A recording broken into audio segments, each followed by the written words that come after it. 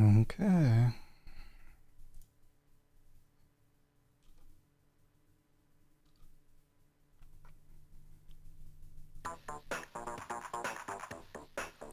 Oh, yeah. Alright, so this is Tex Murphy, Mean Streets. Pretty groove and jam, but I hope you like it, because that's, I think, the only music you hear throughout the game. It doesn't loop either, if I remember right.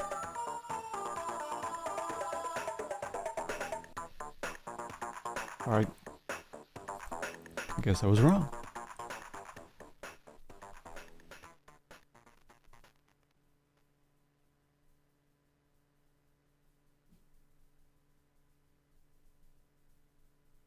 Okay. Um, so I don't even think this game supports the mouse. So it's just gonna be keyboard. What do we got for game options? Sound level, fight level.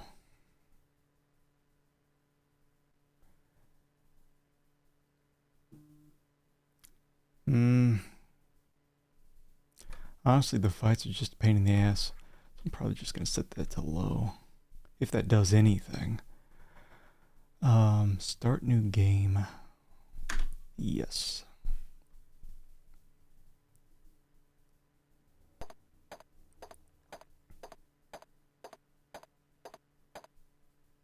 Here we are. Looking a little Blade Runner-ish. The case. Your name is Tex Murphy, a private investigator in San Francisco. The year is 2033, and you've just been hired by a beautiful young lady named Sylvia to investigate the death of her father, Dr. Carl Linsky. Dr. Linsky was a prominent professor at the University of San Francisco and had been working on a secret project. Sylvia had asked him about his work several times, but he would not talk about it. Then a few days ago, he jumped, or was pushed, from the Golden Gate Bridge. The police are sure it was a routine suicide, but Sylvia thinks it was murder. Your job is to solve the case. Okay, I'm hoping that none of the text in the game uh, uh, is is timed, and that I'll always have time to read it all. I can't remember. I played through this game one time before. All right, you've been given $10,000 cash by your client and have 5 leads. Please refer to the Getting Started section of the manual for a list of your leads and some important suggestions. Be sure to write things down and be careful to spell correctly when questioning suspects. Use when questioning suspects, use people's full names. Okay, so I got Notepad out for taking notes because the first time I played through, yeah, you gotta take a bunch of notes. It's that type of game. So let me see here on getting started. So this is the manual it came with. Um, I was just browsing through this early. It's funny. You can hook up the sound to your boombox. Mm-hmm. Well, let's see here. Da-da-da. Okay, well, sometime later we'll probably just go back through and read the story. But I mean, most of the stories, thankfully, is within the game. Um,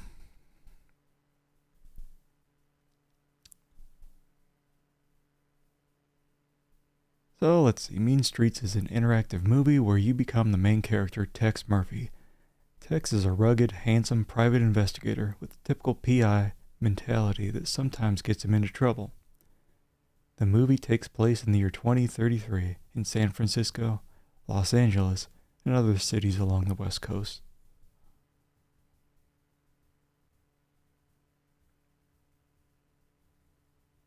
Okay, so what's your goal? Your goal is to solve the mystery of what happened to Sylvia's father, Professor Carl Linsky.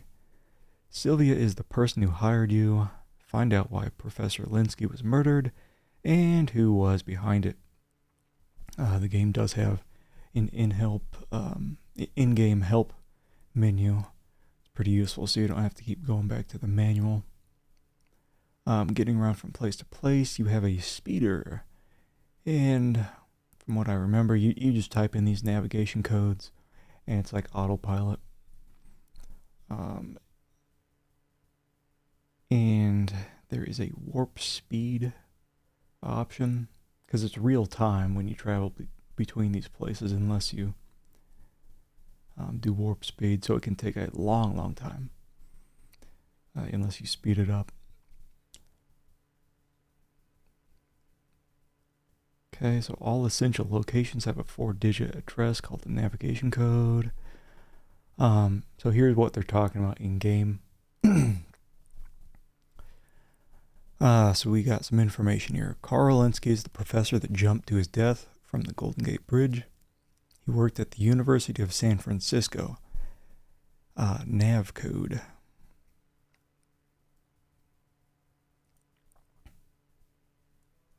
So I'm just going to... Carl Linsky.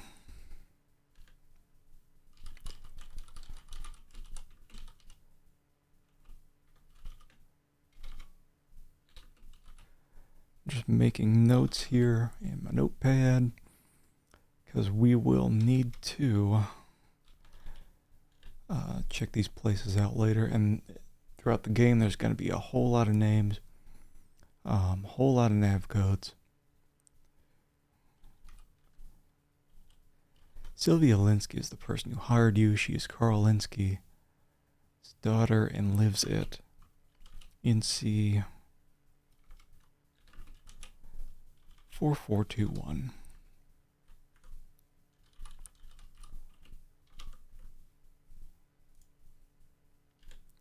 John Richards is the medical examiner.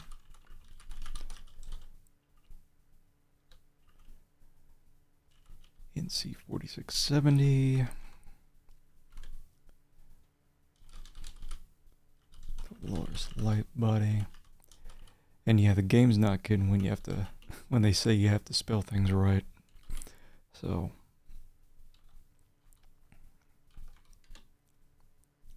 there's going to be a whole lot of going back and forth between these people throughout the game. Real detective stuff. So you got Steve Clements is the police detective in charge of the case. Be sure to use their full names.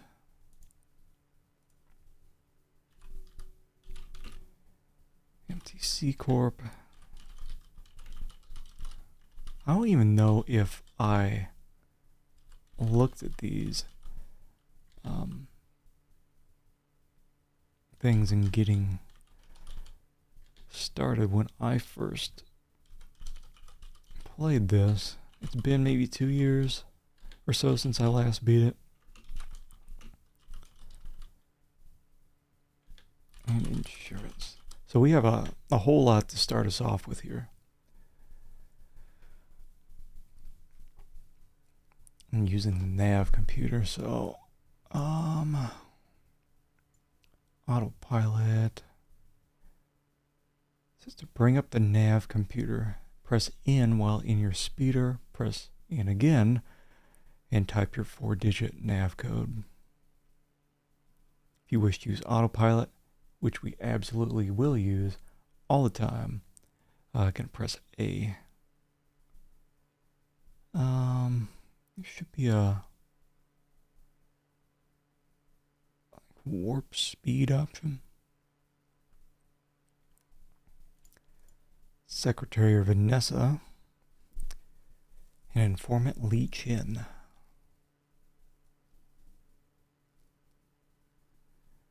Let me see, there also provides additional way to get cash, which I don't remember ever doing in the original game. Probably didn't bother going through the manual too much. I don't even know if I looked at the manual. Okay, so toggle warp speed on and off is W. Alright. Alright, got my notes.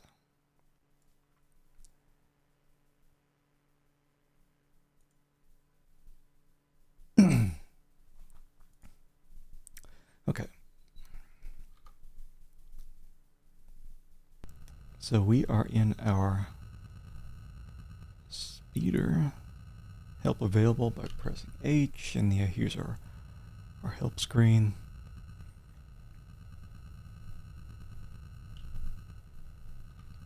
No, hold on. Save D.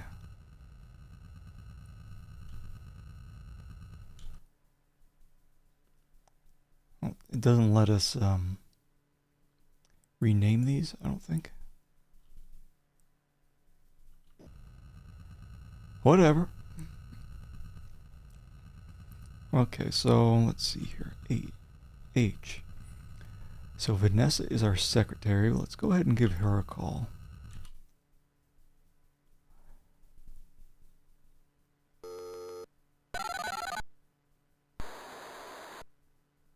Hello, Tex.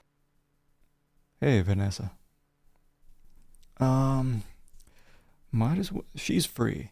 Her information from her is free. Our informant, I think you have to pay money for every bit of information. So let's just run through all the names here. I'll get back to you. Oh. Okay. Yeah, sometimes they don't have the information available right away. You'll get a fax later.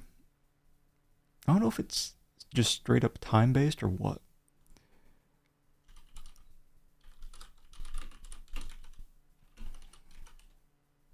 Cisco. I'll get back to you. Okay. I think when she says I'll get back to you, she's actually doing something. There's nothing in our files. Okay. Yeah, so if you type in something she doesn't know about, she'll let you know. Sylvia Linsky. I'll get back to you. Okay, so eventually we'll just get a ton of fax messages on these people. I'll get back to you. Dolores. I'll get back to you.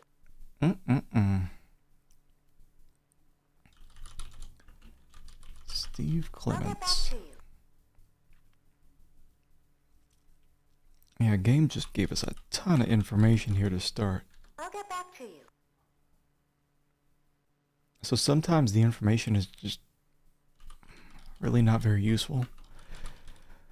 I'll get Sometimes back to you. it will have like a new nav code for you to look through. There's nothing in our files. Nothing in our files for Overlord. So make a note on that. There's nothing in our files. Nothing in the file on probably nothing for password either. There's nothing in our files. Nexus? There's nothing in our files. Okay.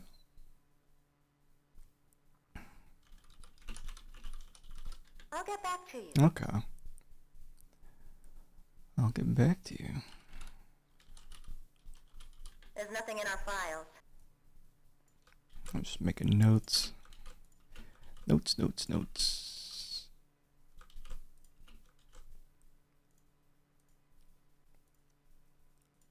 Okay,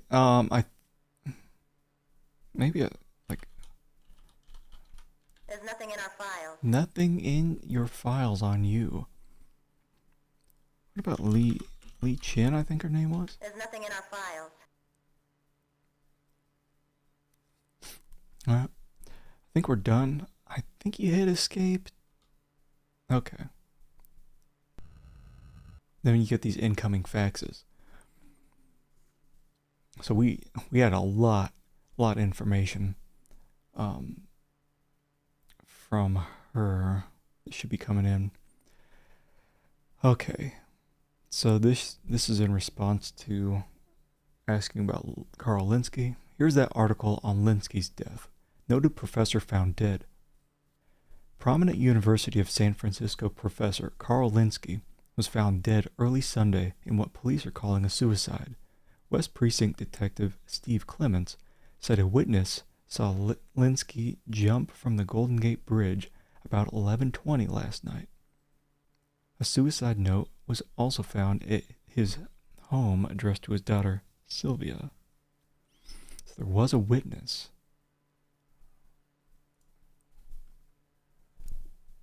Let's make a note.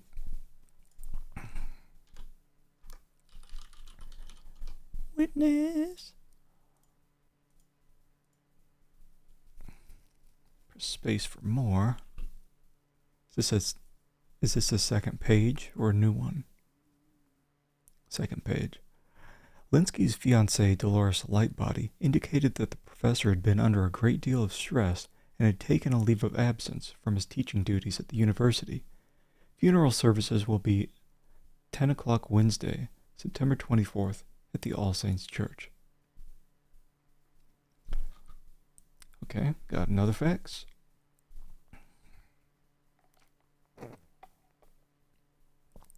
I don't know what this is in response to, but it is in reference to Law and Order, which Vanessa said she had no information about. Okay, so Law and Order Party is a quasi-fascist political organization dedicated to controlling the government. They've moved from their San Francisco office to somewhere in Southern California. No one seems to know where their main headquarters are now located. The head of the party is a man named, new name, Robert Knott.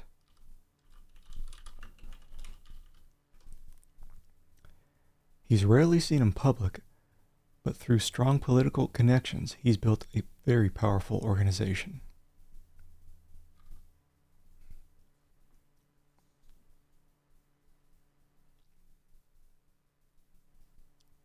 Gideon Corp is a large company involved with electronic surveillance equipment. Here's a newspaper article I found on them. Gideon Enterprises, a local San Francisco corporation. Oh, did we...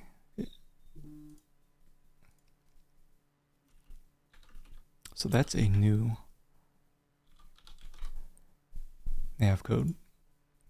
A local San Francisco corporation has announced that they have received a $500 million government contract to develop 3 new surveillance satellites for the government. Gideon specializes in the development of high-tech computer and electronic surveillance equipment. The company was founded in 1997 by J. St. Gideon. I'm just going to make a note on that name. J. St. Gideon. Mr. Gideon is now retired and has turned the reins over to Mr. Frank Schimming. I think those are M's.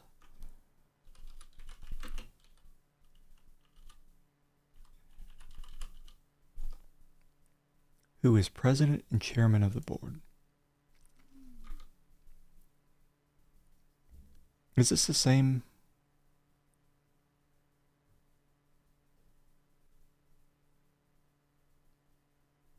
MTC Corp is the management training center and a subsidiary of a larger corporation called Gideon Enterprises.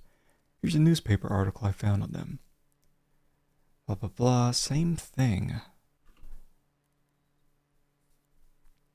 Same thing we just got. MTC Corp.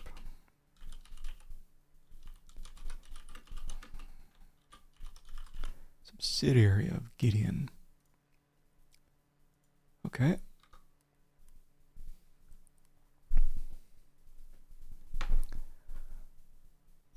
Steve Clements is at police headquarters 4680. We know this.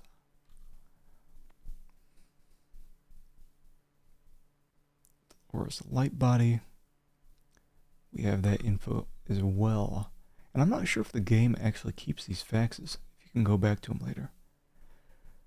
John Richards.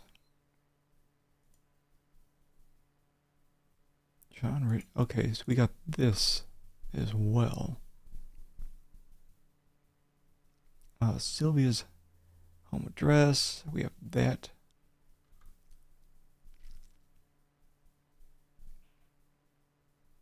University of San Francisco. Got that. So we have just a bunch of places we're going to need to check out. Carl Linsky. Okay, this is new.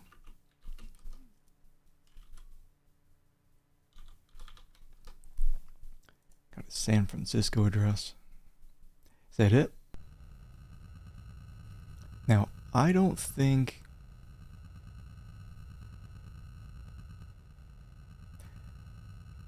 the game progresses as you find out this information. I think if you knew a lot of in-game stuff right now, you'd probably bypass a lot of the game. I don't know. Where to first? I guess we'll check out the person who hired us, right? Sylvia Linsky. So she's at 4421. Destination locked.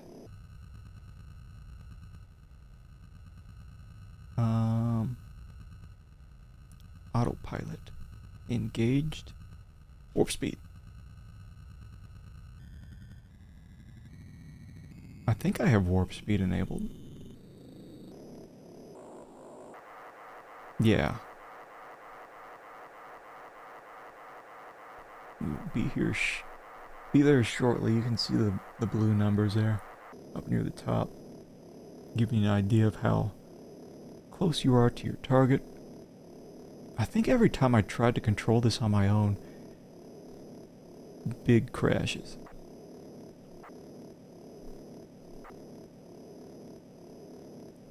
I don't know if I can... Unfortunately, I don't know if I can speed this part up. I think the warp speed only affects the time, like the straight flight doesn't so much affect the takeoff and landing. Come on, baby. We're almost there. Almost there. Boop boop boop boop boop boop boop boop boop boop boop boop. Alright. Now you can see our altitude coming down.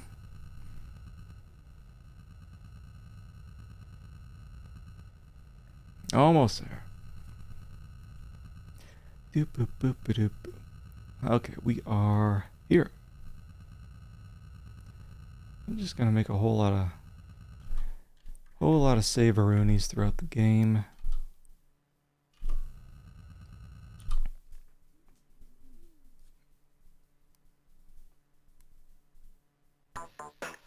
The bell chimed inside, and after a moment Sylvia opened the door.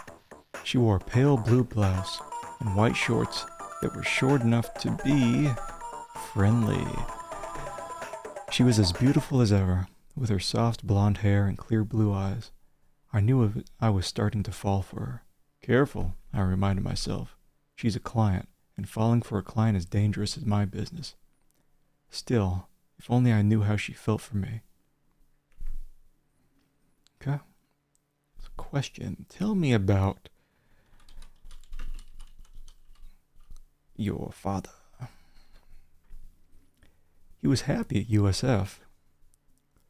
Then he took a leave of absence to do some consulting work, and his whole personality changed. Oh, wait.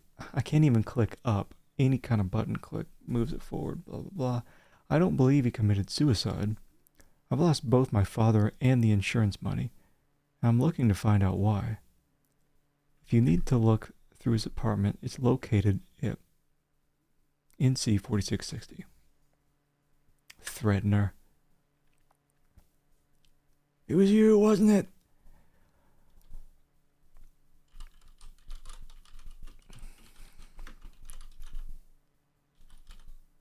What?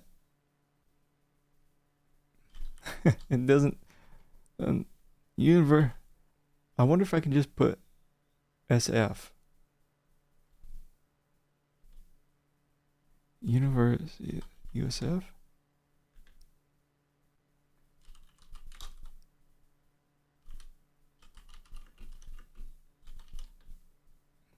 Whatever. Tell me about yourself. My past has been a little wild, Tex. I just have this thing about men. But I think a man like you would be enough to settle me down. Maybe when this case is over, you and I could explore that possibility. Who? John Richards. If I remember right, co-worker of Linsky? Okay, well, you don't know anything about that. Dolores and my father had talked about getting married. I always felt she had seduced him by black magic, 'cause there's no other way my father would have fallen for a woman like her.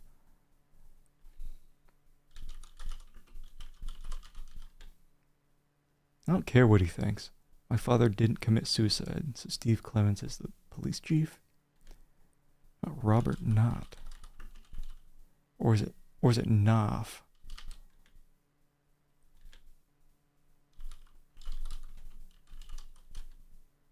I think it's not.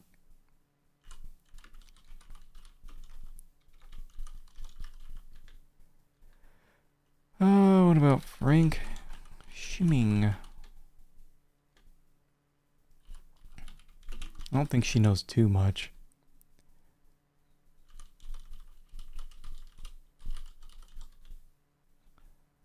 Just like the basic information to get you going on your path. And I've heard about them, but I don't know much about them. I'm not very political. What else do we have? Insurance and witness.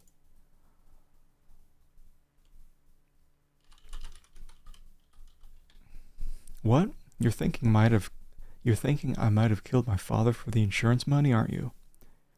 I'm not going to deny that I could use $1 million. But I honestly believe that my father was murdered, and if he was, I'm entitled to the money. But if you investigate his death and you're convinced it's a suicide, I'll accept your findings.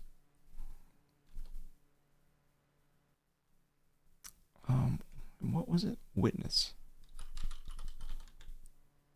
Alright. So she doesn't know too much. We didn't really get anything out of her.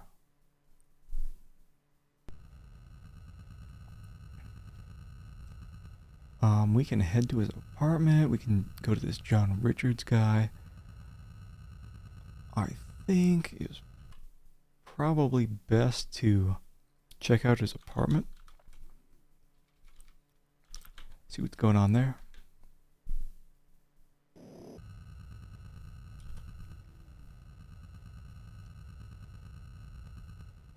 Hit the W. I think so. We go up to 10,000 feet.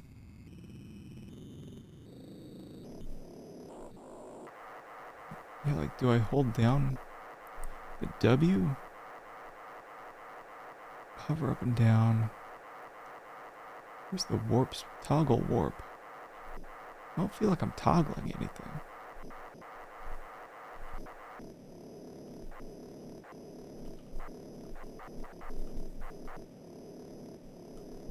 Like, so if I keep clicking the W, it seems to speed things up, but it's not any kind of toggle, which is weird.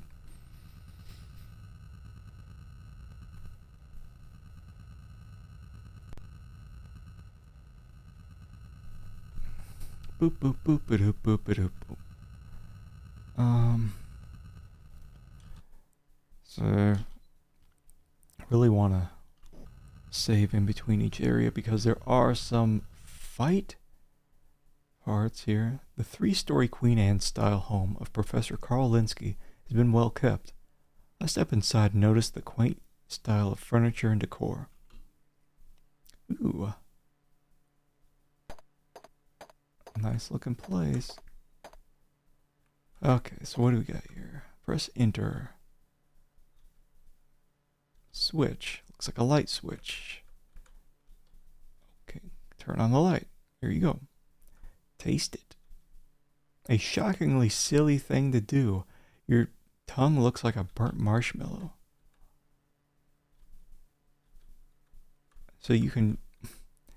Game kind of lets you use...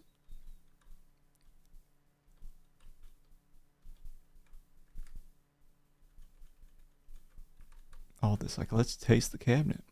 Yuck. Obviously you're not a gourmet. Open the cabinet.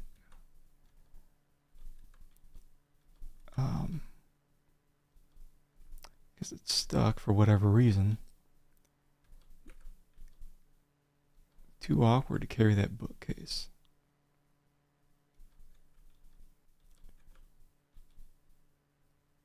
You tell it your best nasty joke, but you get no response. Trying to turn on the bookcase. Doing this does not reveal any clues, but you get several large splinters in your tongue. His tongue's gonna look pretty nasty by the end of this game. Facts. Ooh, we got a message. There's a message. Wait, hold on. How do I... There we go. Effects. Dear Professor, looking forward to our date Saturday. Love, new person. Sandra Larson. Okay. Gonna take that message and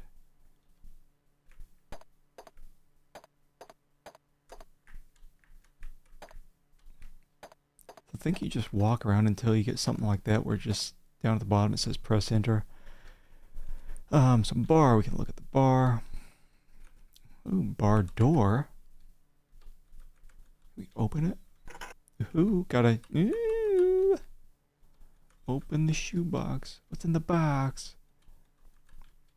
Professor, I got the possible Nexus passwords to be decoded. Ooh.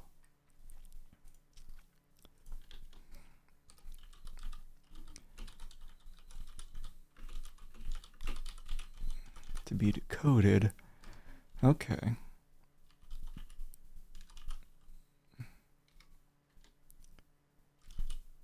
Definitely gonna want to write that down.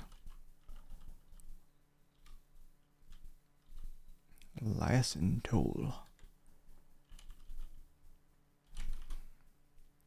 Nodgar and Nop.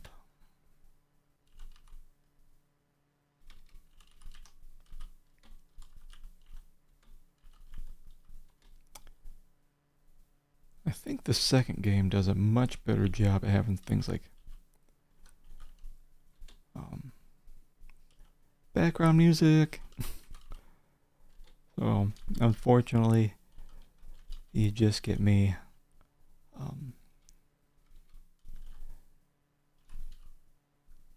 typing out some notes. So I appreciate you sticking with me through all of this. That was a whole lot of got the possible Nexus password. So I guess that's just a list of possible passwords. That's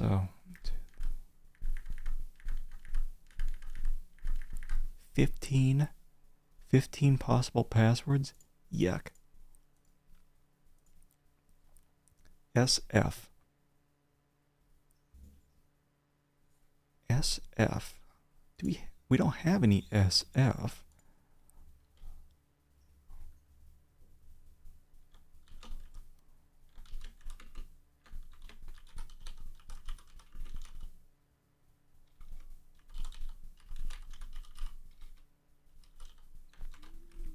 But I'll make a note just so we know when we find this person. Okay.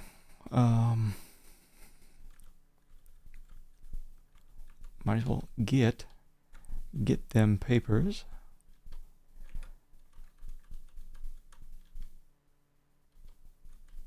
Get that whiskey. Oh wait, hold on. I think we can let's see. I guess we got different help information when you're indoors. Okay, press B to go back to the man.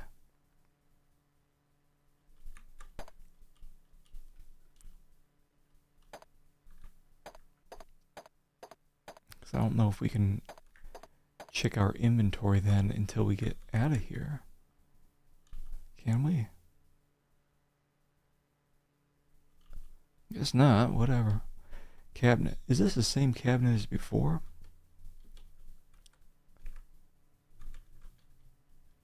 Nope.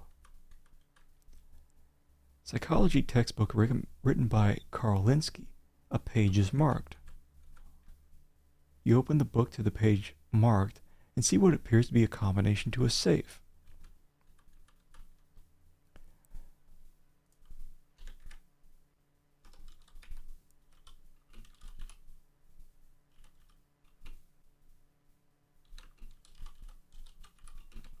Okay. 37,316.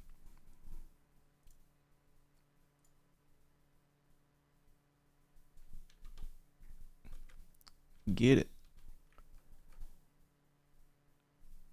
Get that cabinet key too. But there's something behind the painting.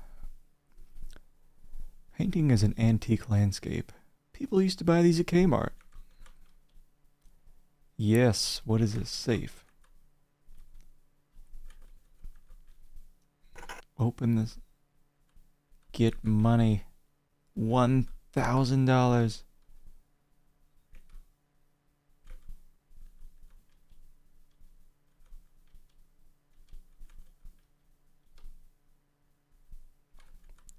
Taste the safe. I'm sure you know what you're doing, even though you look like an idiot doing this. So let's go back here. There's a cabinet here that was locked.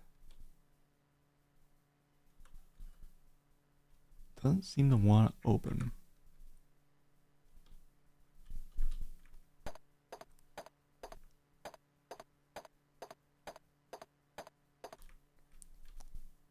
Couch. Open the couch. Move the couch. Get couch. Taste the couch. The coffee table. Chess set. Is there something weird with that? The chessboard is set up with all the pieces except one.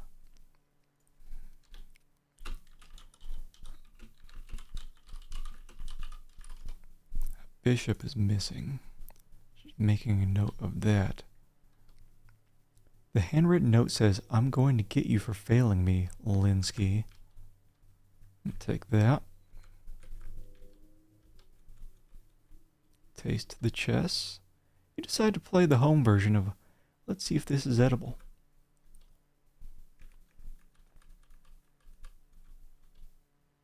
I don't know about tasting the plant. I would bet that it's poisonous. Miniature palm tree mutation set in the corner. I guess I moved to the palm tree. Open it. Oh, I accidentally tasted it.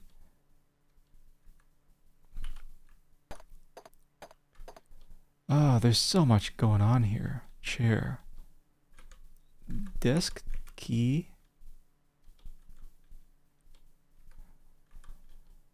display cabinet is protected by a magnetic field. You notice two slot screws partially hidden and surmise that you could shut down the field if you had a slot screwdriver. Inside the case is a historical artifact, the Maltese fruitcake, carbon dated as the oldest fruitcake in existence. It dates back to 16th century Europe. Nobody wanted to eat it then either. Value $4,000. So you'll need money for certain things in the game, like to pay your informant, things like that. So just something to keep in mind, I guess.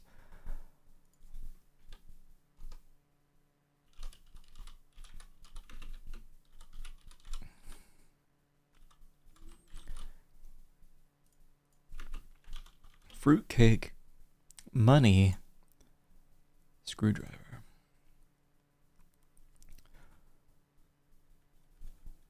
So I don't think we can't get that yet. And look at the trash can. The lease is for a space in the Bridgeview warehouse located in San Francisco.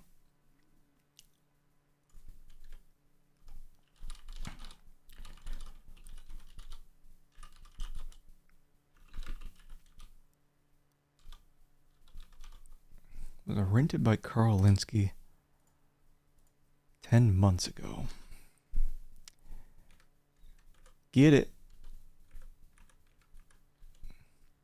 The note is a handwritten letter to Dolores Lightbody. It says, Dolores, I'm calling our relationship off. It has nothing to do with Sandra Larson. I just know there are other whales in the sea. And I am absolutely going to give that note to Dolores. Work desk. I think we have the drawer key.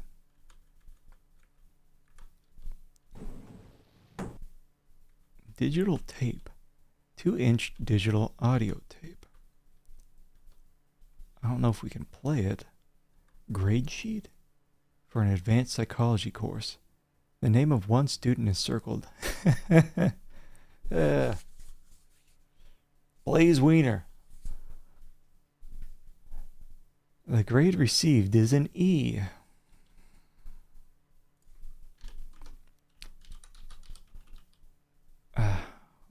See, how do I spell Wiener again?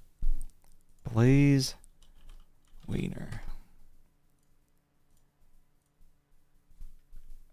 Advanced psychology student. Digital tape player. Open. On, off. You slip the tape you found in the desk into the tape player. The voice on the tape player cries out, they're in my head. They're in my head! They're in my head! Oh. Okay. One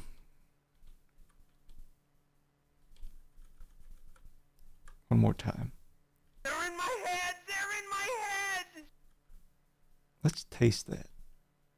For a major appliance, its flavor is about average.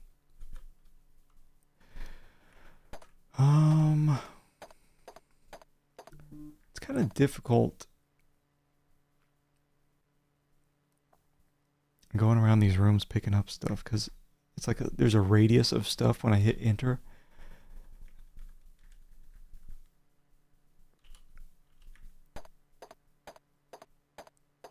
So I press enter right now. Same stuff as before. But what about here? Okay.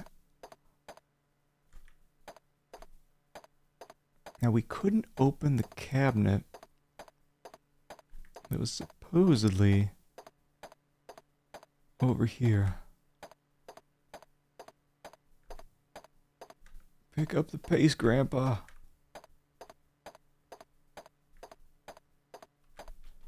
A cabinet we still can't open, right? Can't move. Can't open.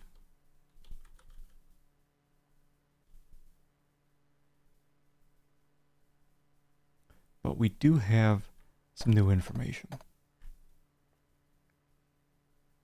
Also, I don't think you can save indoor. So let me hit. Yeah, I don't think so.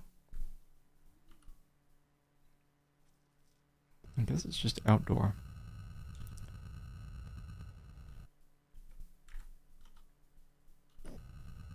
So what do we got? I think inventory, we can hit I. Also, we can contact our informant whenever. And ask her about all this stuff. But we have, right now we have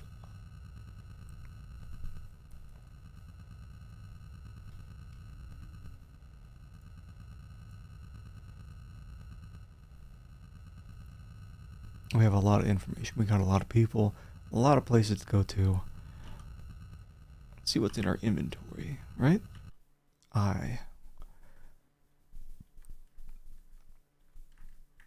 Message. We can look. Wait, hold on. Can we? Dear Professor, looking forward to our date.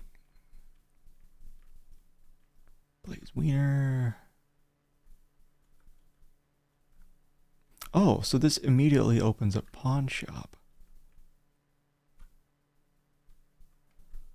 Sell the whiskey. Sell the key to. So there's small values on the crap that you've already used. That's cool. Where do I want to go next?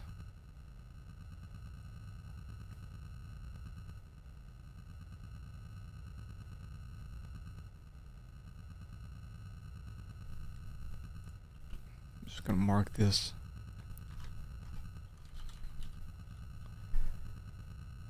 Mark the people that I've already visited, or the places that I've already visited.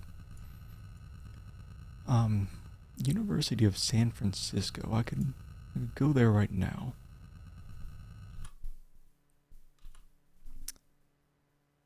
(4663).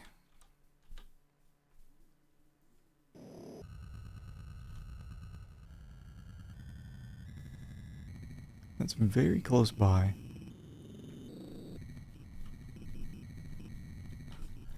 So, again, just kind of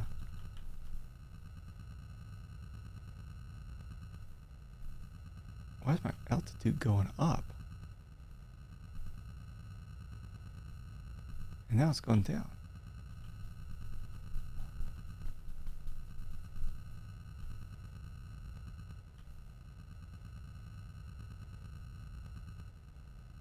Whatever.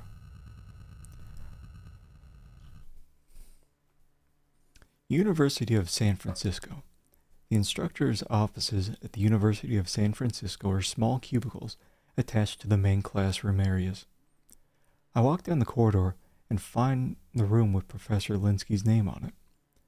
I try the door, but it's locked. I pull out my private detective all-purpose door opening kit and quickly pop it open. I scan the office, but it looks like no one's been here for quite some time. There are miscellaneous notes on the desk and textbooks in a bookcase on the wall. I examine the notes, but they don't strike me as important to the case. An additional 5 to 10 minutes of searching procures nothing I can use. Nothing else to see or do at this location. Well, at least it lets me know.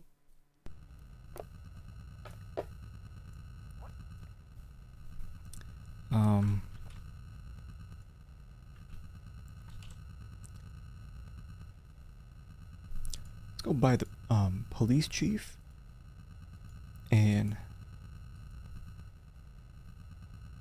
I guess John Richards was the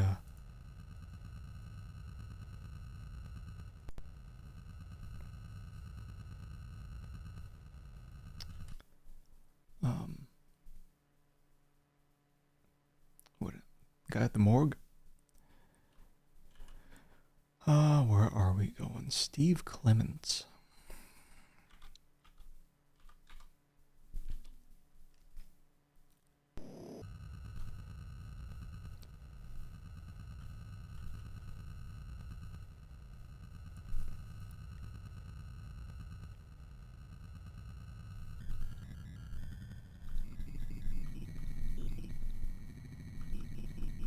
Yeah, tapping that warp speed button does do things. At least, when it comes to distance, not really the elevation.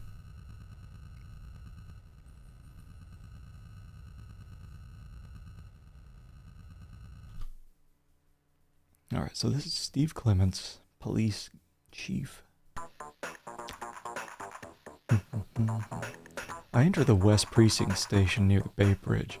Walking down a narrow corridor, I see a number of posters in support of the Law and Order political party. Find the offices of Police Detective Steve Clements and walk in. Clements greets me with the usual belligerency. What do you want, Seamus? He snarls. Ah, yeah, that looks like a police detective. What do you want, Seamus? Tell me about this Carl fellow. Why are you interested in him? Oh, I get it. His daughter wasn't happy with our investigation. She's knocking the hell out of cops over a simple suicide. Well, she's wasting your time and her money. We've got a witness, Bash Daggett, to go.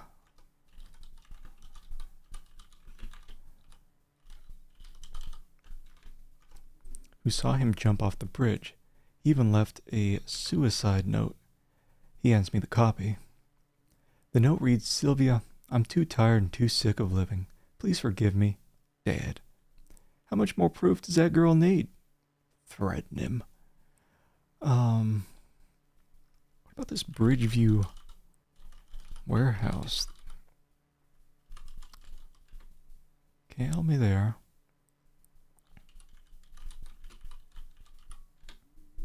She's headstrong and thinks she knows everything. She's a good-looking dame, that's for sure. I've heard she's a bit frisky, so watch yourself.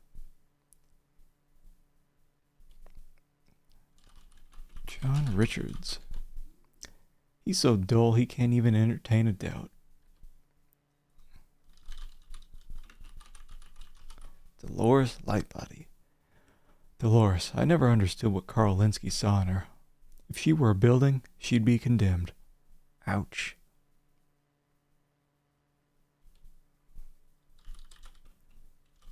Tell me about yourself.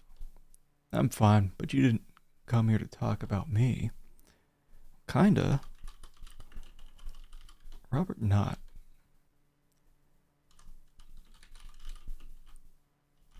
J. St. Gideon.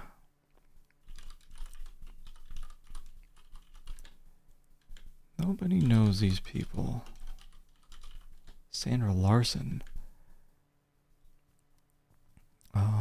Blaze Wiener.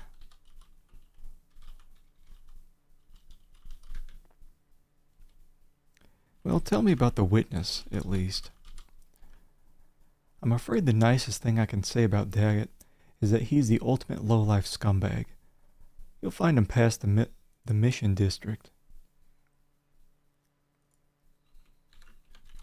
NC 4657.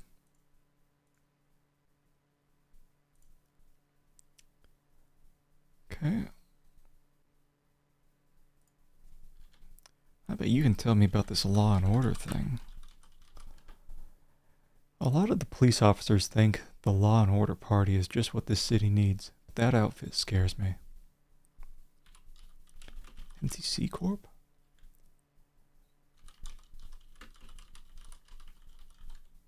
No. What about Nexus?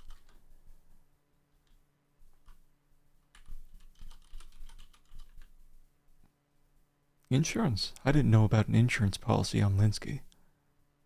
Give me that stink eye. Well, we have the witness's name.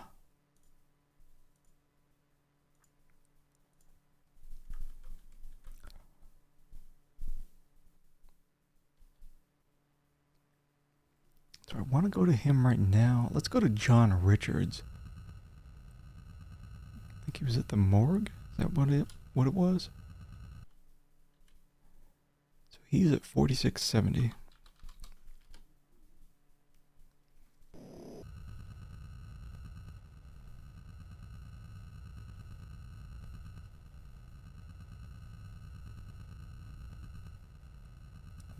too awful far away.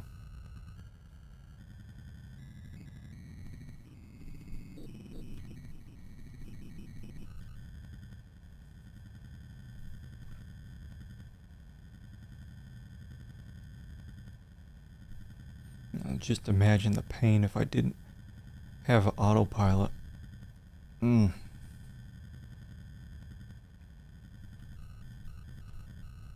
God, we're just spinning around. What are you doing, Tex? What are you doing? Why is the sky so red? What are you doing?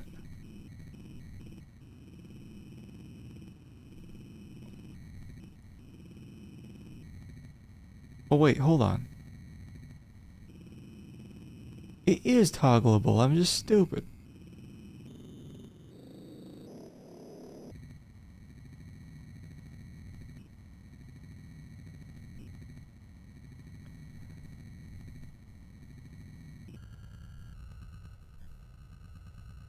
Okay. Jeez Louise. Alright, going down.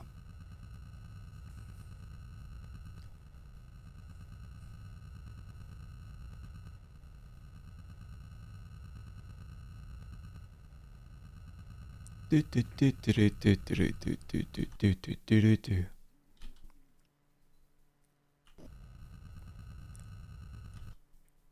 John Richards.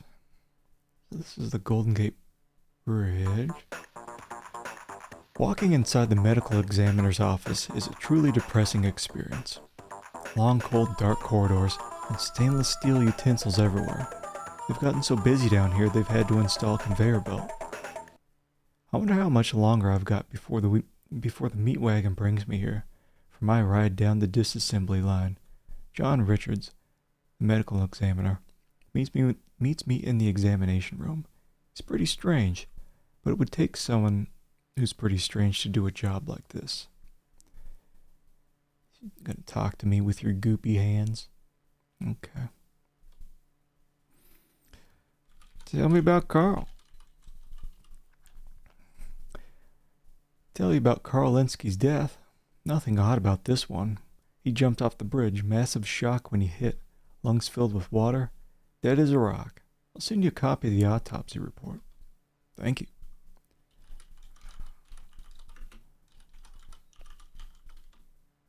Okay, help me there.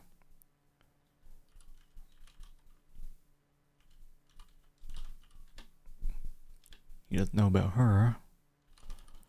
Tell me about yourself. I consider myself a good medical man and an excellent butcher. Fantastic. Dolores Lightbody. Steve Clements. He's a good cop, even if I don't always approve of his methods.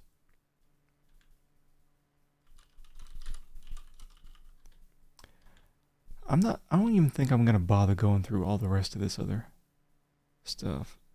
Because I think the purpose here was, well maybe, hold on, do you know Sandra Larson? What about Frank Shimming? Okay. Hold on. There we go. Yeah, I think the purpose was we were gonna get a fax. Okay. Autopsy report.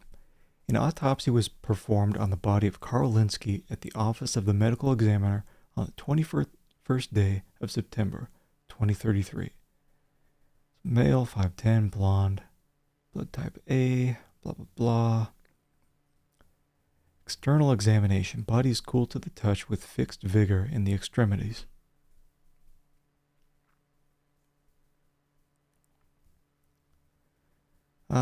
Neck, head, brain. A small burr hole in the skull indicates recent surgery. Structure at base of brain intact. Neck shows massive damage to spinal cord caused by severe impact. Internal examination. The pulmonary system is purple and shows a large amount of blood and frothy fluid in the chest and stomach. Remarks.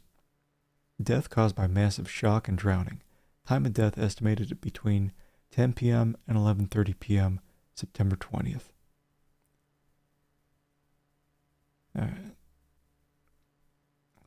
So like something going on with his head. That's probably why we had that tape of him screaming like they're in my head.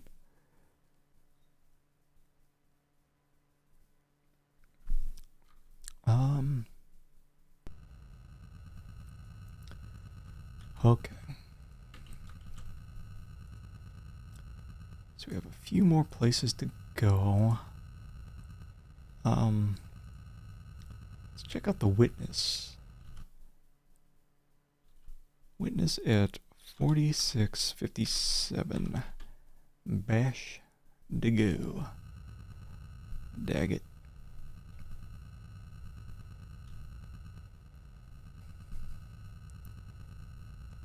Okay, let me test out the warp thing, see if it really is something toggleable.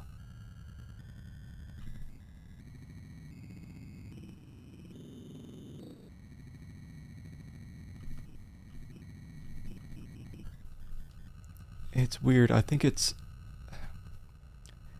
Yeah, during like the longer part, the straight travel of your trip, it is toggleable. Otherwise, it just goes back to slow. Whatever. Where are we now? Bash Daggett. Alright. Oh. Okay, so here's...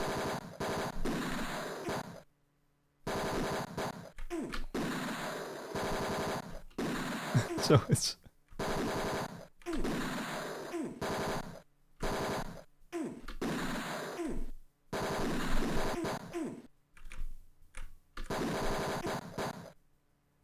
Oh, jeez.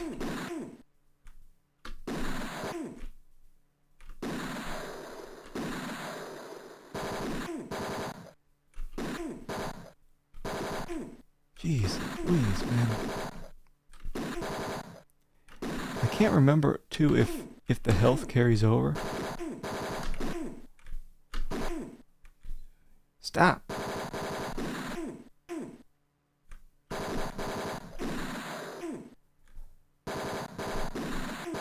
Oh.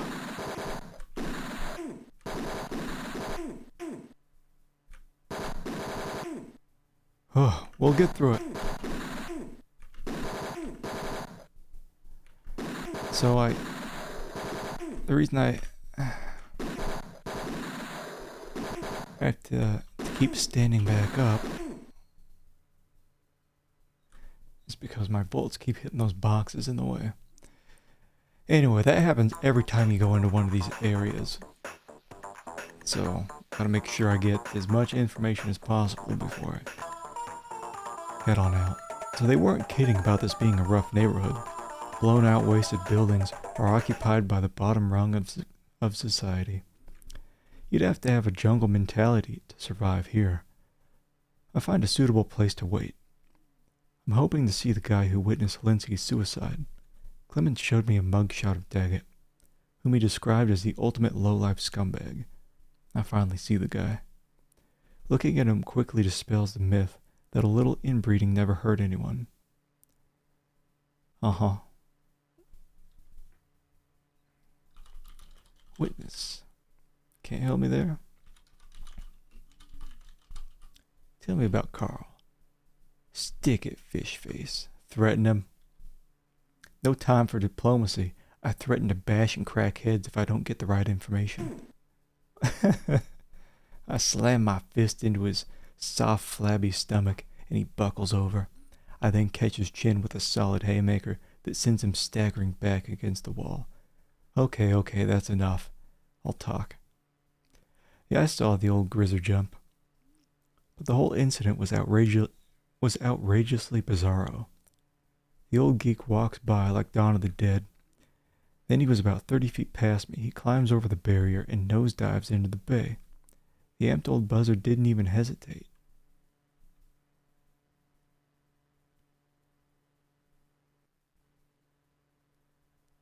Huh.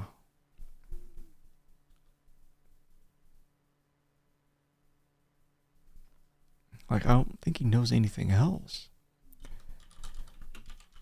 Probably knows Steve Clemens. There's a determined cop. When he puts his foot down, someone's usually under it. I don't know why he would know anyone else on my list here. But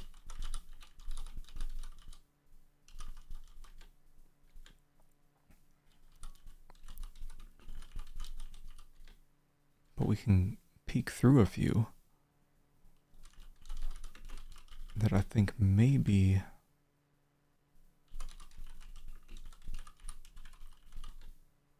useful. Like, why would you know Sandra Larson? You wouldn't. Did I already ask about yourself? My time's valuable. I don't give anything for free. What else is on the list?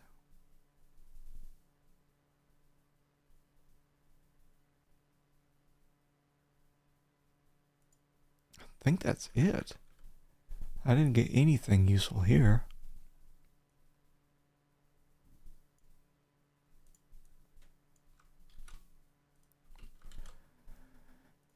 And I don't know where this Blaze Wiener guy is.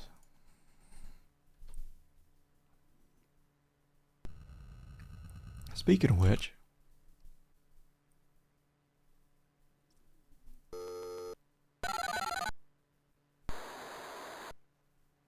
Hello, Tex. I can ask you. There's nothing in our file. What? You don't know my main man, Blaze Wiener? Sandra Larson. Okay. Okay, we're gonna get something on Sandra Larson Okay. and Frank Shimming. There's nothing in our file. Nothing on J. St. Gideon?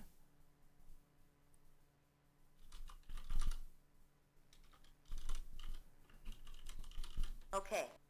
Okay, we've got Robert Knott as well.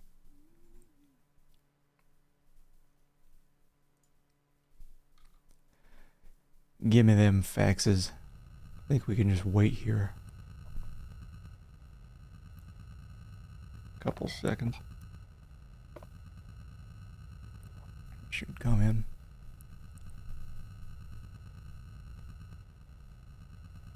Is it time-based? Let me see.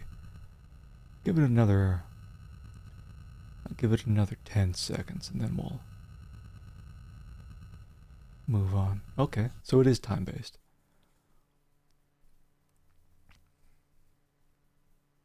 Sandra Larson's San Francisco address. Excellent. New info.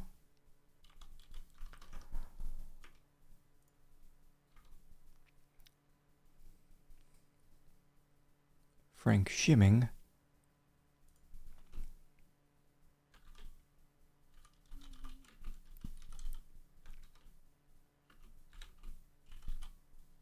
It's the Gideon Enterprises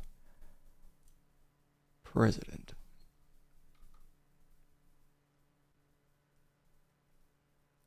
Robert Knott is the head of Law and Order.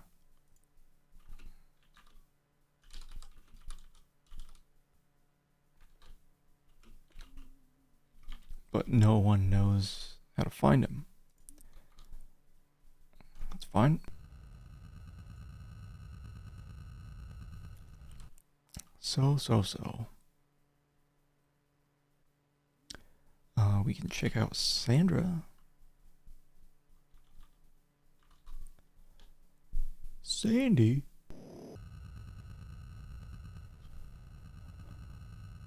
Oh, yeah, there we go.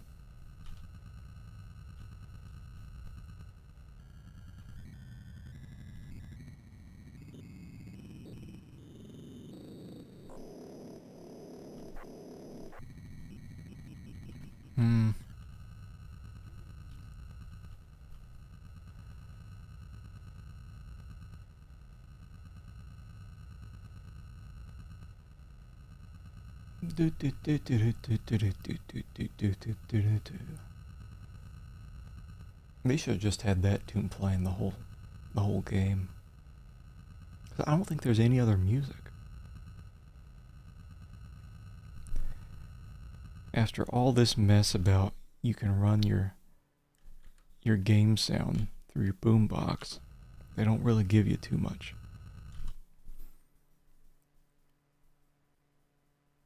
This is Sandra?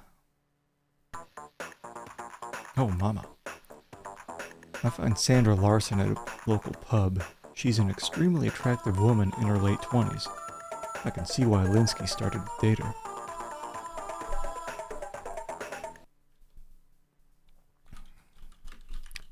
Tell me about Carl.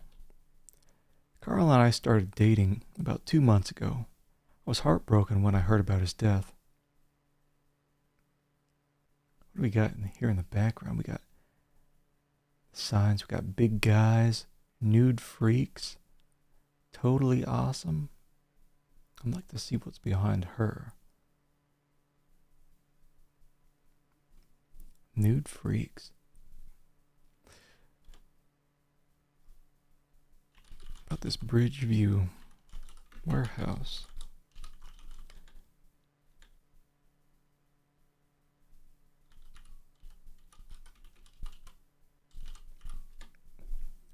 I like Sylvia. She's a nice kid.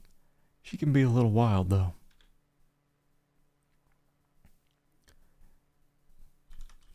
Dolores Lightbody. Dolores was Carl Linsky's girlfriend, but he had grown tired of her. Carl started dating me and said he was going to call their engagement off. Carl was worried about telling her because she had quite a temper.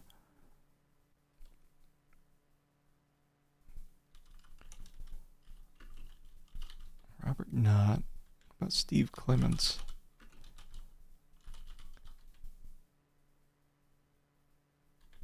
Tell me about yourself. I'm doing fine now, but Carl's death is still a shock. Do you know about my man Blaze Wiener? Tell me about the Wiener.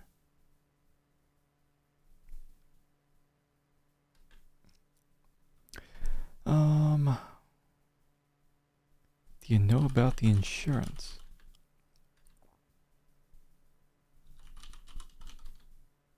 I don't think she knows anything worth talking about. Sadly.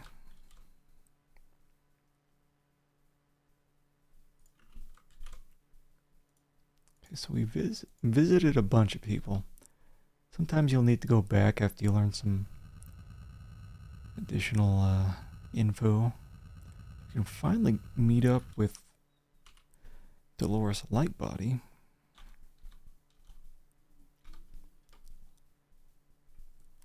See what's going down there.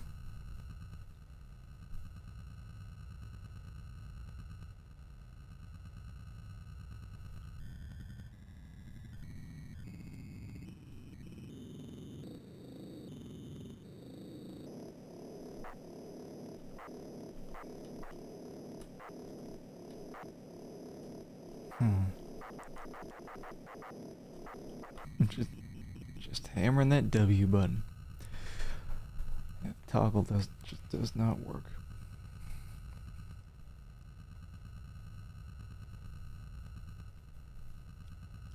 Doop dop doop doop boop doop boop doo doo doo doo doo. Here we go. Ghirardelli. Dolores Lightbody lives in a well-kept Victorian house in a neighborhood filled with the houses of attorneys and bankers. I walk up to the front door and ring the bell. She answers the door. Miss Lightbody is not what I expected. She has the face of a Saint Bernard. Oh, wow. Oh, give me one sec. I gotta let my cat in.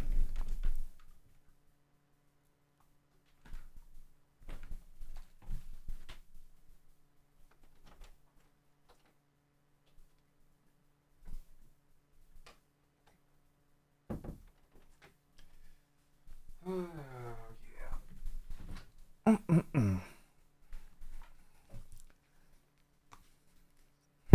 Oh, sorry. Punching the mic. Punching the mic. Tell me about Carl Linsky. Oh, she's so sad. Carl was my fiancé, and he had been quite upset lately. He was worried about the project he was working on. He wouldn't talk about it in specifics. Carl lived it here, but he didn't work there. I think he had a lab somewhere in the city. His work must have been for the government because everything was top secret. Okay. That must be the Bridgeview warehouse.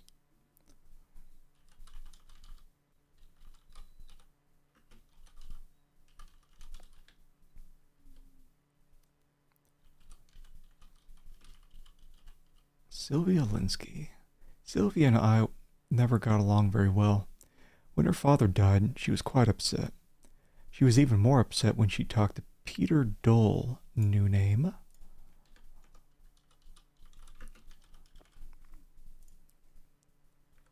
The insurance agent.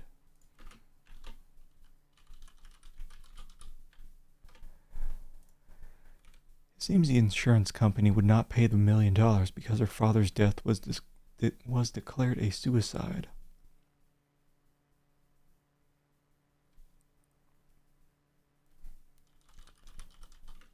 Dolores Lightbody.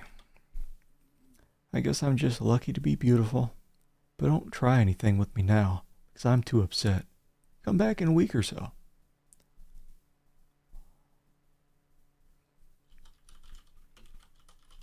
Steve Clements. Officer Clements asked me some questions about Carl's death. I'm afraid I couldn't help him much.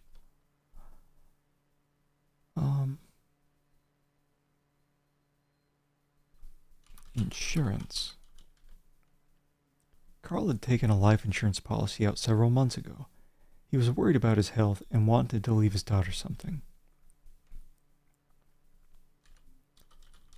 Peter Dole.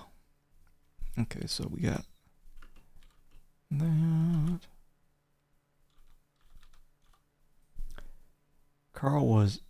He was Carl's insurance agent.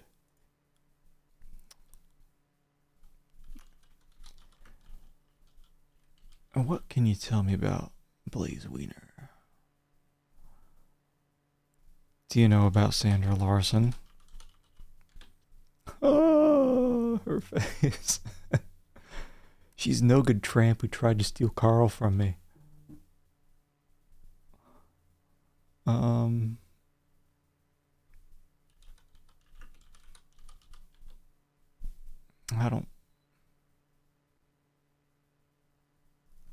I don't think she would know anything else.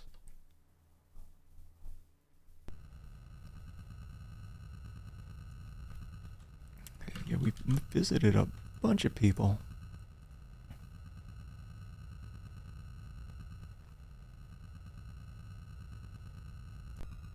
No info yet on Blaze Wiener.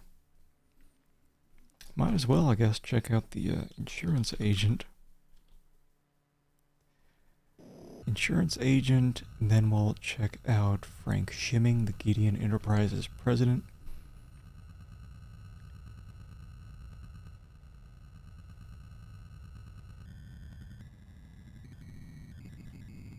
And then, once we're done with that, we'll finally check out this Bridgeview warehouse, which I imagine is a super secret warehouse where Carl was working.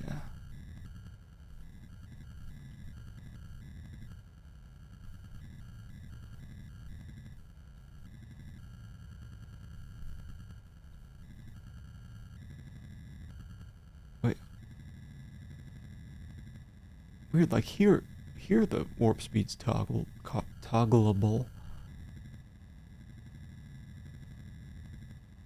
Very weird. It must work better when you're not on autopilot.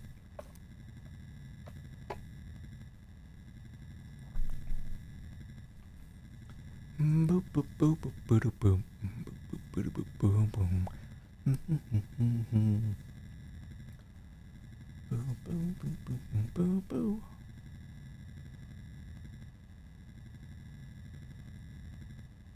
Anytime now.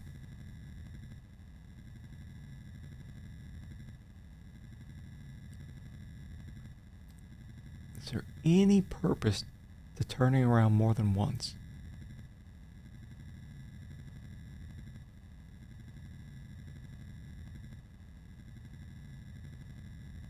Jeez, what are you doing?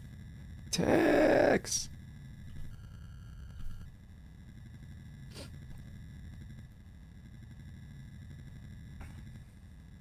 We're getting there. We're so close, and that keeps pushing us away. Come on, baby. Come on. Come on. We're bouncing between 0 and 4 miles away from this place. You're killing me. You're killing me, game. Come on. Come on, let's just land this thing. Don't tell me that the warp speed is literally bouncing me off something here.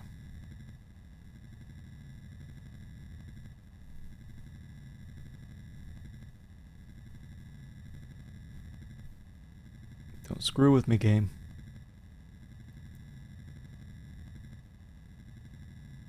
I don't get why this was part of the game. It doesn't need to belong. Oh my god. All they could have done was just, have the screen where you're in your car where you can do all the, like, checking your inventory, talking with your secretary, with the informant. Just have that be your main outdoors screen, and then just instantly travel to the place. This is pointless.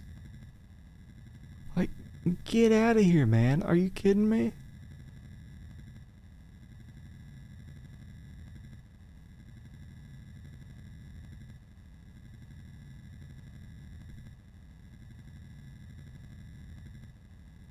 Do not even bounce. Don't bounce back. I'm gonna look up, like,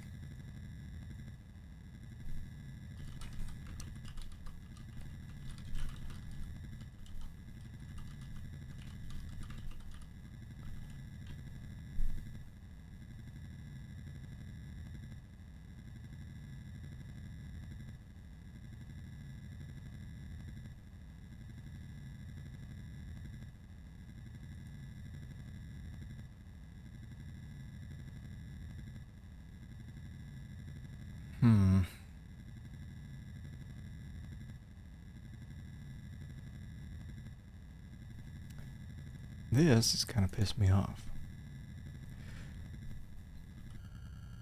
You know what I'm gonna do is how about this? So I turned off the auto. What? So I turned off the autopilot. Hold on.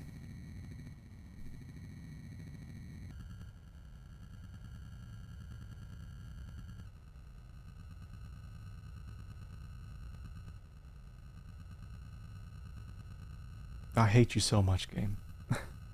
So that was it. I was going so fast, I was like bouncing off the destination coordinate. That's cool.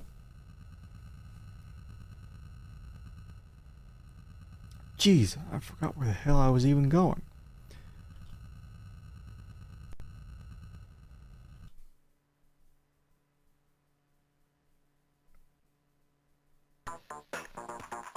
Peter Dole is the vice president of the Transamerica Insurance Company. Most insurance people aren't really exciting, but he's so boring, even looking at him could put you to sleep.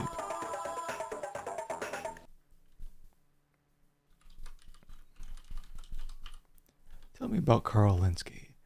Mr. Linsky had taken an insurance policy out on himself in July. The amount of the policy was $1 million.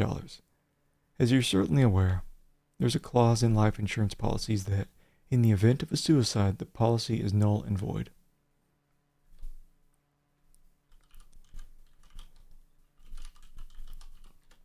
Sylvia Sylvia Linsky demanded that her father's insurance be paid, but the policy becomes void in the case of a suicide. I told her we're sorry, but nothing could be done. She screamed, "We'll see about that," stormed out of my office.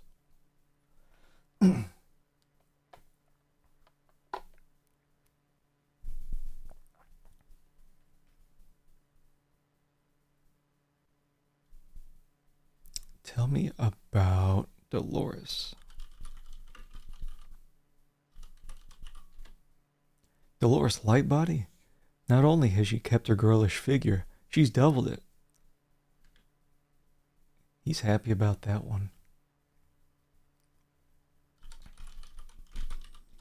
Sandra Larson. Doesn't know her. This guy's useless. Useless.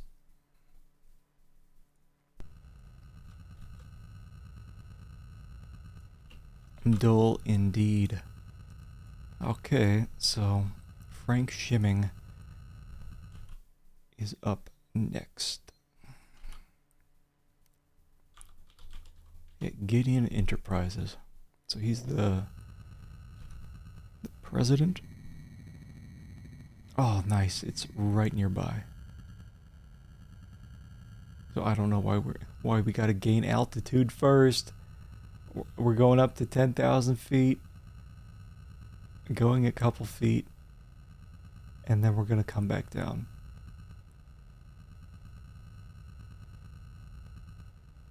There we go.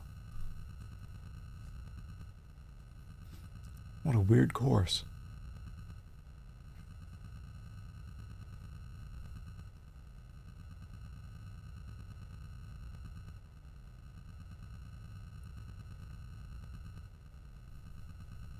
Okay. Let me get a save going.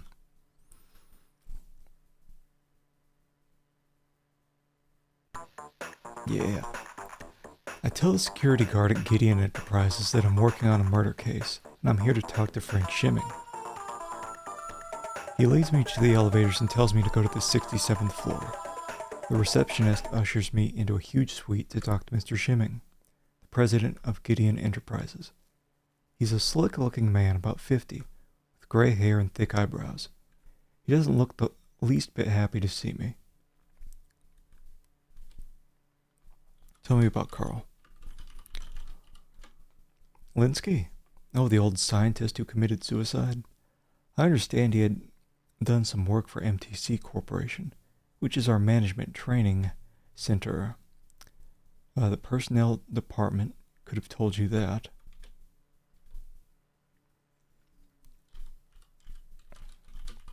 Probably doesn't know Sylvia.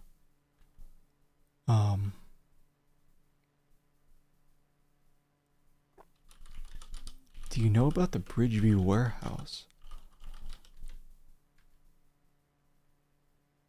Steve Clements?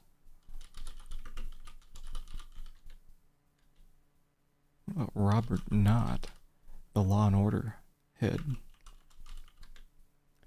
Knott's a big man in this city.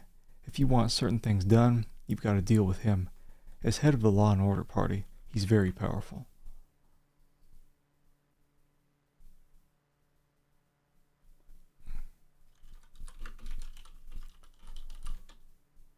Everybody's heard of them, the Law and Order party. I'm no expert. If you're through with your stupid questions, get out of here. His mouth looks weird, like he's got little Nosferatu teeth there in the front. Tell me about yourself. As the president of Gideon, I know how to get ahead in business, and I'm not afraid to take chances. If you're finished asking me questions, I can get back to work.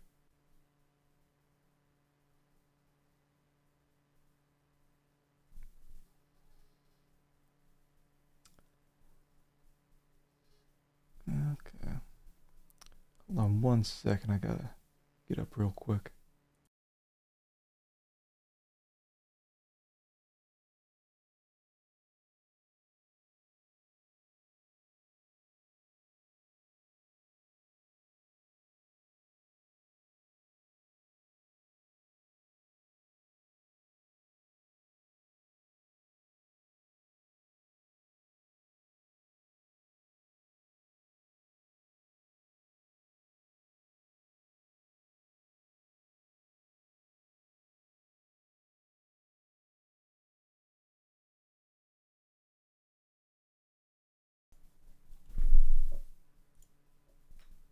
Okay.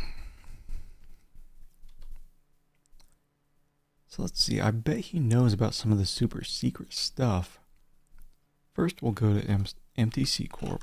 Ask about that. MTC is our management training center. New employees that show potential are sent there to acquire corporate decision-making abilities. I personally think it's a waste of time. A manager either has the skills or he doesn't.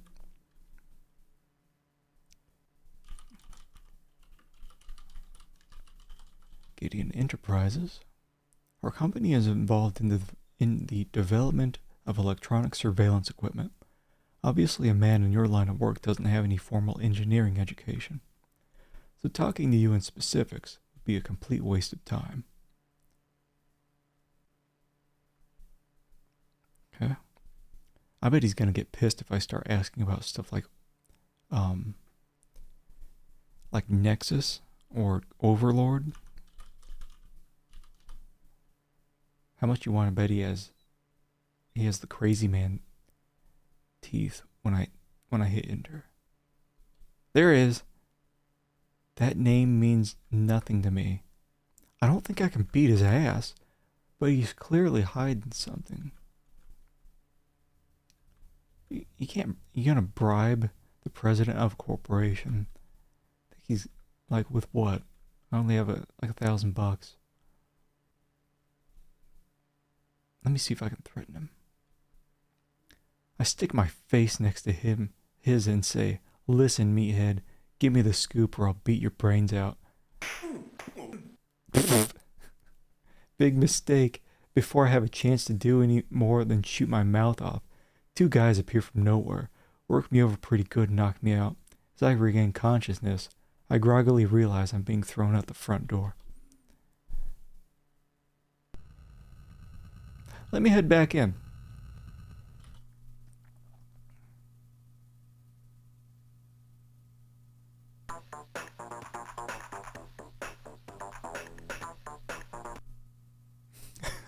as if nothing happened. Tell me about Nexus and give me that stink face when you tell me. He doesn't know about Nexus. Do you know about Passcard?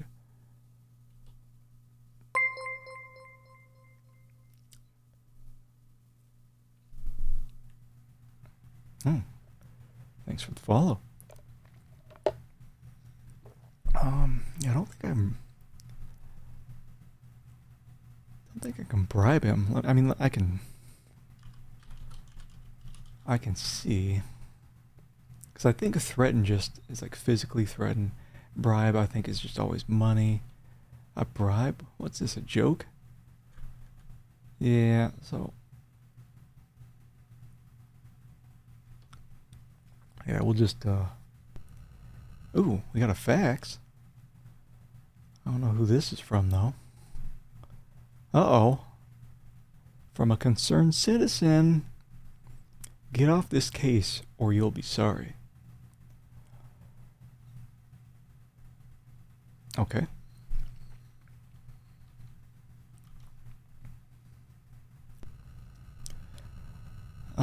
Well, I will go ahead and make note that I've been just about everywhere except now.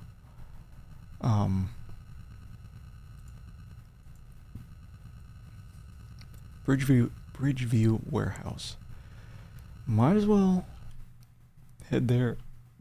I imagine it's in a pretty stinky part of town, so there's probably going to be a little bit of combat. That's fine.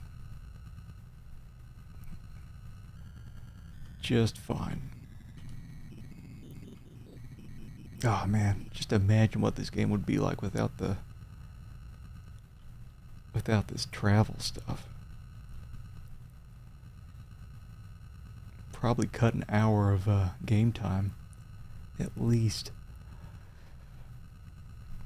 I forget what Bridgeview Warehouse was exactly. I think it's like Carl Linsky's secret lab, something like that. So we'll go ahead and we will save right before we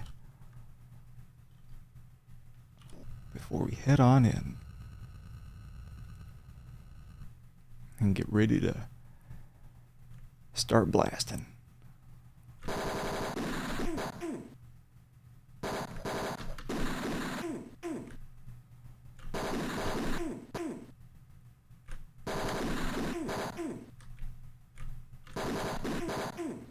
It's always two.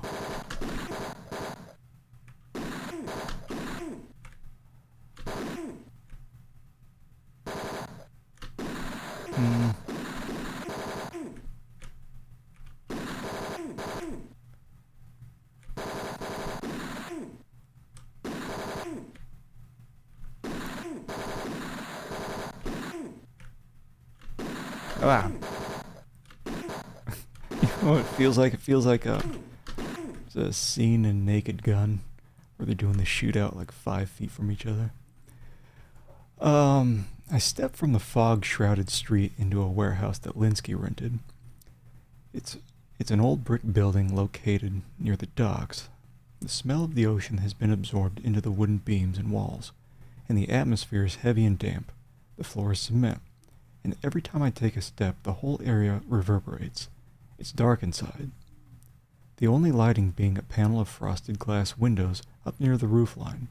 I can barely make out what appears to be a small area closed off from the rest of the building. I walk over and check it out. This place seems dangerous. Listen, there's something on the floor there right by my feet. Rat trap? Is that what that is? Large rat trap. Looks well used. Can I? Okay, so we got rat trap. Large crates sit on the floor. One crate has an uneven hole near the floor. Let me look in that hole. Hole is small and appears to have been jaggedly cut. Am I gonna like reach inside and get my hand chewed off by a rat? You reach inside the hole to open it further, and a large black rat grabs hold of your finger. Oh no! You shake furiously, and it finally lets go. When you pull your hand out, a small chunk of your forefinger is missing. I mean, that was expected. That's fine. I don't even think you take damage during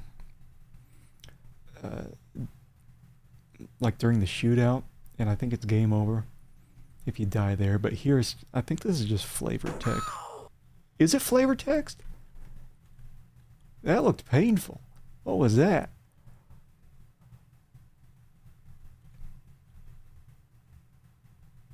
Okay.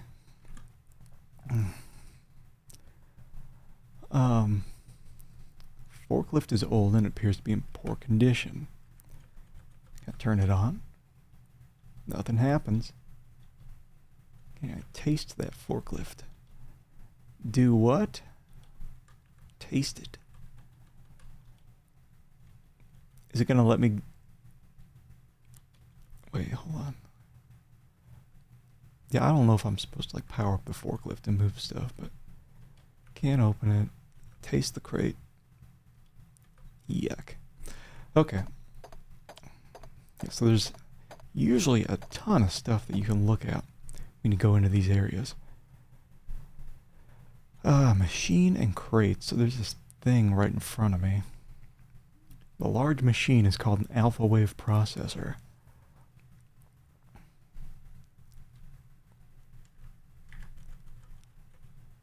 Let's see what it does.